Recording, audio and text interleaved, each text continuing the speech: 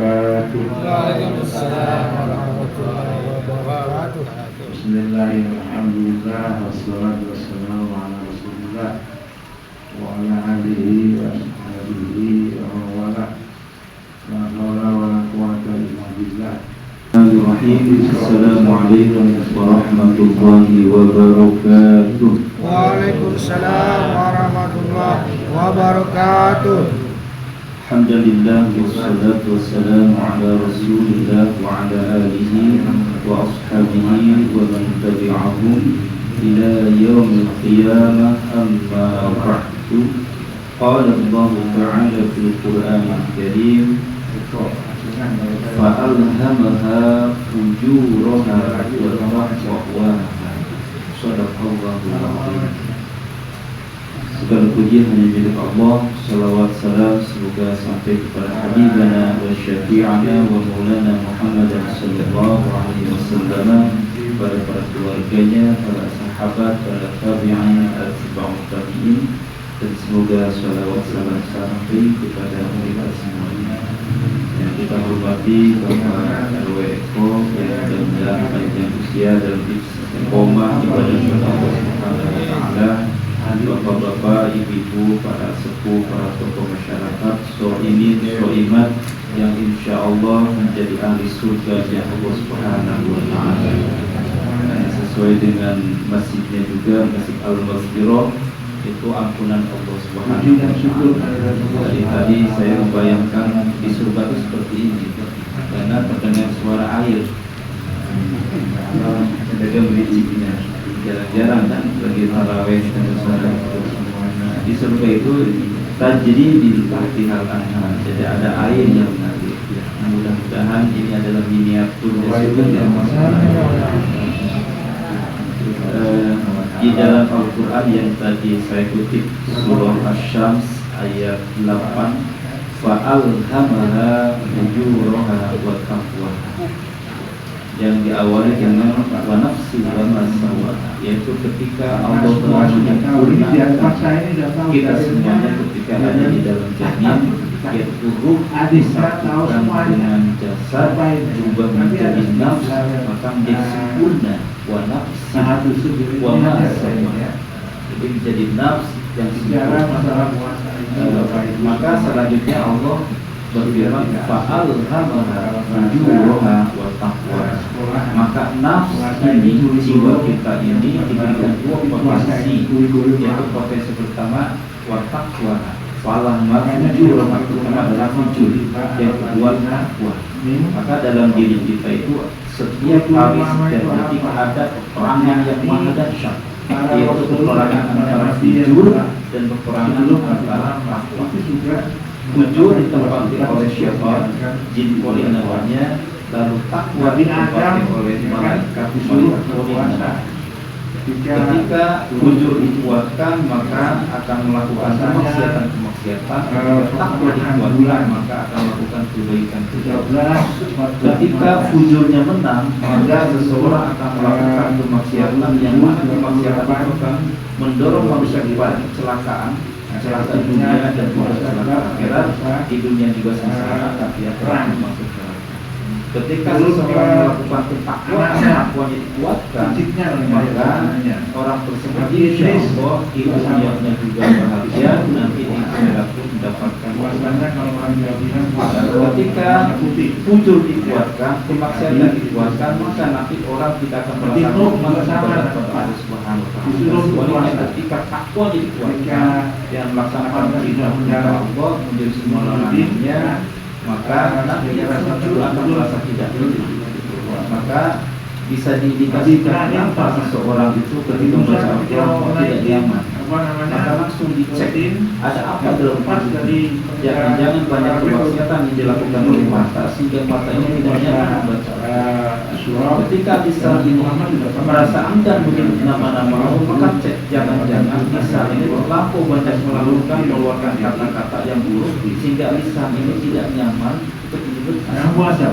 Nabi Daud karena fujur dan takwa itu ibarat air dan puasanya. Ketika fujurnya besar maka nanti takwa akan mengecil. Ketika takwa membesar maka pesantren. Jemaah yang semoga dimuliakan Allah Subhanahu wa taala, takwa itu mendorong pada manusia untuk melakukan kebaikan, baik kebaikan zahir, baik pun kebaikan batin. Kebaikan zahir yaitu melakukan ibadah makhluk yang tampak seperti sholat, membaca Al-Quran, zakat, menolong orang lain adalah ketakwaan yang tampak. Ada ketakwaan yang tidak tampak, ketakwaan yang fisik seperti apa? Ikhlas kepada Allah Subhanahu wa taala. Rohani ini tidak bisa memaafkan orang lain, membersihkan hati kita. Dermawan. Rohani ini sebaliknya fujur itu ada fujur yang zahir, ada fujur yang batin. Fujur yang zahir seperti melakukan perzinahan, judi online, lalu apalagi pinjaman online dan seperti itu. Matanya maksiat itu adalah fujur yang zahir. Ada fujur yang batin, hatinya suudzon kepada orang lain, lalu tidak qanaah, buruk sangka kepada Allah, buruk sangka kepada manusia. Kita sebagai bangsa Masjid Nusantara ini bekerjasama adalah fujur dalam malah puasa. Puasanya jasad. Jemaah yang semoga dimuliakan Allah Subhanahu wa taala, Masya Allah, Allah yang Maha Rahman, Allah yang Maha Rahim sangat sayang kepada kita. Maka ingin kita semua ini termasuk orang-orang yang maka Allah hadirkan di puasa Ramadan namanya sesuai dengan yang kita hafal di dalam surah Al-Baqarah ayat 183 bunyinya ya ayyuhalladzina amanu kutiba alaikumusiyam kama kutiba alal ladzina min qablikum la'allakum tattaqun. Puasa ini ujungnya intinya adalah la'allakum tattaqun, agar kita semuanya menjadi orang yang takwa.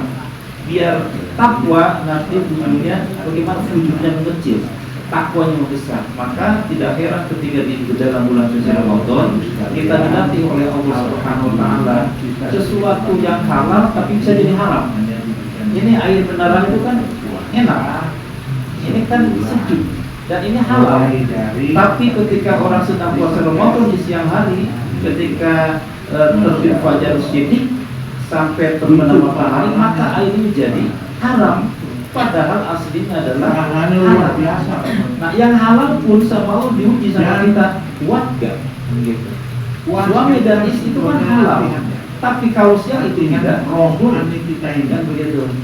Semua yang tadi dihalalkan di bulan-bulan biasa, begitu masuk bulan suci Ramadan, maka banyak yang disifat itu dalam rangka apa? Menekan fujurnya, ditekan itu maksudnya. Itu adalah Masya Allah, kalau lagi Ramadan itu siang hari, lihat sunlight itu kayak macam, tapi aku tadi hijau ya. Lihat itu kecoa di pintu itu kan kayak lihat itu tidak bisa kurma kan itu.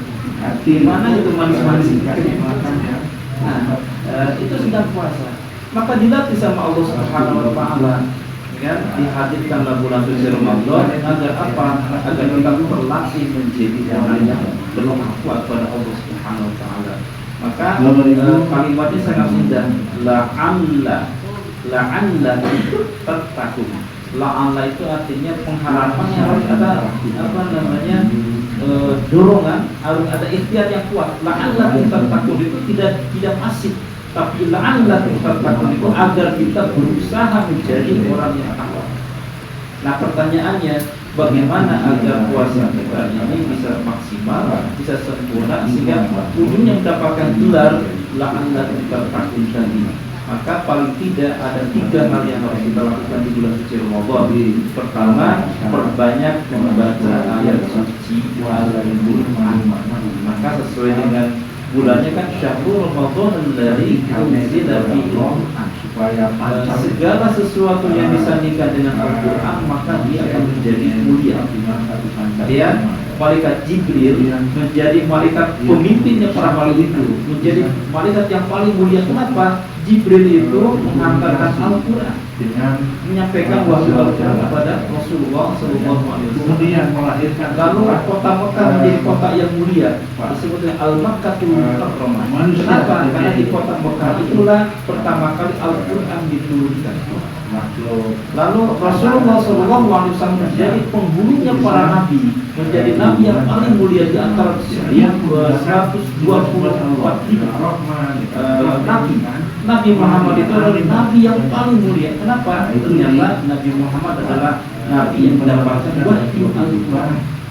Bulan Ramadan menjadi penghulunya para bulan. Bulan yang mulia. Kenapa? Di bulan Ramadan ini turunkan Al-Quran.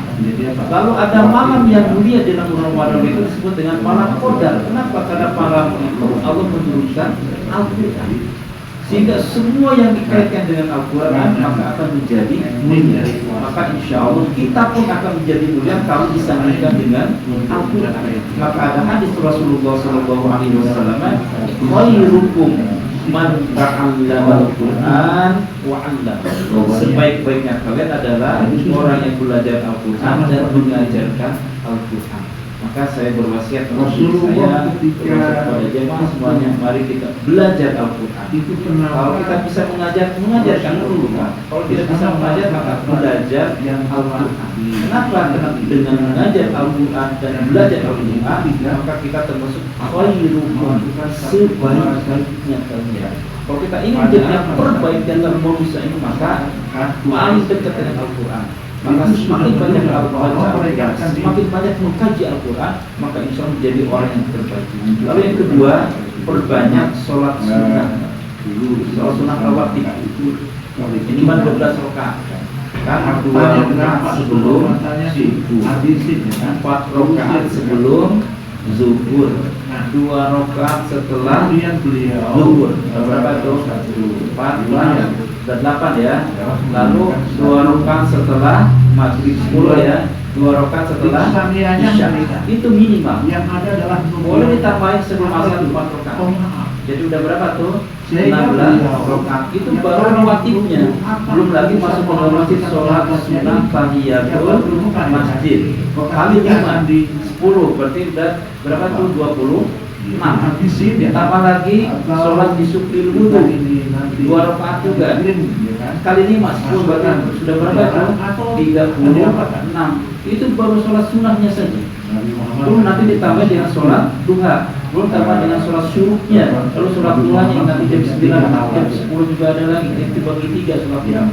Belum lagi ditambah malamnya sholat taraweh dan witir sudah 11. Nanti malam tahajud lagi. Maka dibuatkan sholat sunnahnya agar takwanya itu makan. Dan yang terakhir yang ketiga, perbanyak sedekah. Itu Rasulullah SAW itu di bulan suci Ramadan sedekahnya bagaikan angin, gitu ya. Jadi keluar dia. Maka insya Allah ketika kita melakukan minimal 3 hal tadi, membaca Al-Quranul Karim, sholat sunnah yang diperbanyak, lalu sedekah juga diperbanyak, insya Allah kita akan mendapatkan gelar Sayyidatul Tahun dan surga yang begitu tinggi. Untuk siapa? Untuk orang-orang yang bertakwa kepada Allah Subhanahu wa taala. Billahi fi sabilil haq. Wassalamualaikum warahmatullahi wabarakatuh.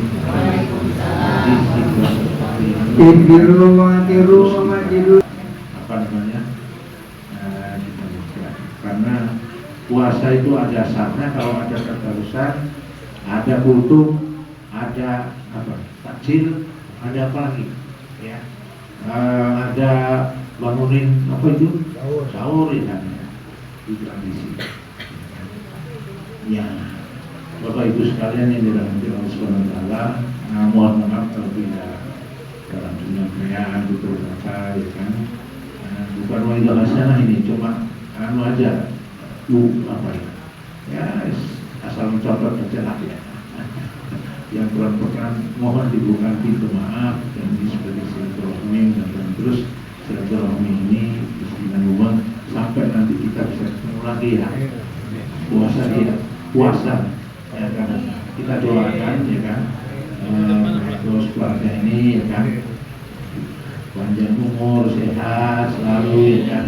Karena orang kalau sudah punya pesantren, ini pesantren sudah mumtaz atau segot mutal jumur sudah selesai sudah, ya kan? Apalagi ya. Ajengan. Ya.